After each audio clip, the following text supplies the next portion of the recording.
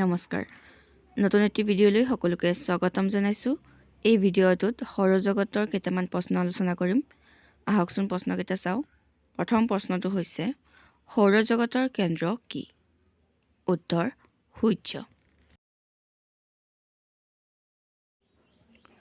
সৌৰজগতৰ মুঠ গ্ৰহৰ সংখ্যা কিমান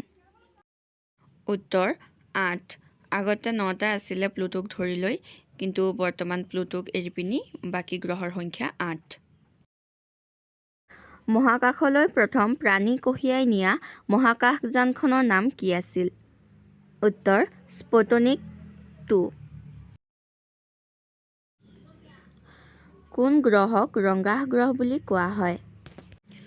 উত্তৰ মংগল গ্ৰহক ৰঙা গ্ৰহ বুলি কোৱা হয় কোনটো গ্ৰহক নীলা গ্ৰহ বুলি কোৱা হয় উত্তৰ পৃথিৱী পৃথিৱীক নীলা গ্ৰহ বুলি কিয় কোৱা হয় উত্তৰ পানীৰ অৱস্থিতি পোৱাৰ বাবে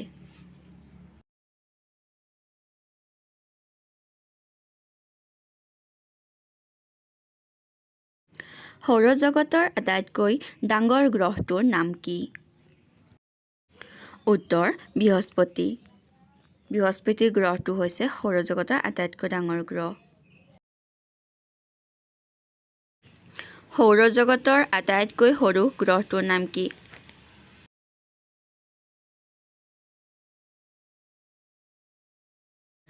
একমাত্ৰ জীৱ থকা গ্ৰহ কোনটো উত্তৰ পৃথিৱী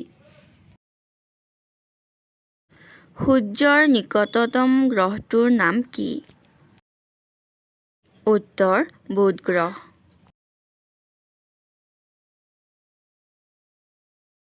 সূৰ্যৰ পৰা আটাইতকৈ দূৰত থকা গ্ৰহটোৰ নাম কি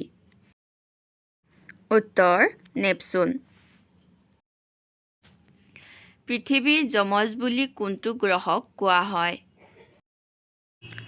উত্তৰ শুক্ৰ গ্ৰহক পৃথিৱীৰ যমজ বুলি কোৱা হয় আমি তাপ আৰু পোহৰ পোৱা নক্ষত্ৰটোৰ নাম কি উত্তৰ সূৰ্য সূৰ্যৰ পৰা পৃথিৱী কেই নম্বৰ স্থানত অৱস্থিত উত্তৰ তৃতীয় অৰ্থাৎ 3 নম্বৰ স্থানত অৱস্থিত ভিডিঅ'টো শেষলৈকে চোৱাৰ বাবে ধন্যবাদ যদি চেনেলটোলৈ নতুন আহিছে তেতিয়াহ'লে চেনেলটো ছাবস্ক্ৰাইব কৰি দিব লগতে বেল আইকনটো প্ৰেছ কৰি দিব যাতে নতুন ভিডিঅ' আপলোড হোৱাৰ লগে লগে আপুনি নটিফিকেশ্যন পাব পাৰে ধন্যবাদ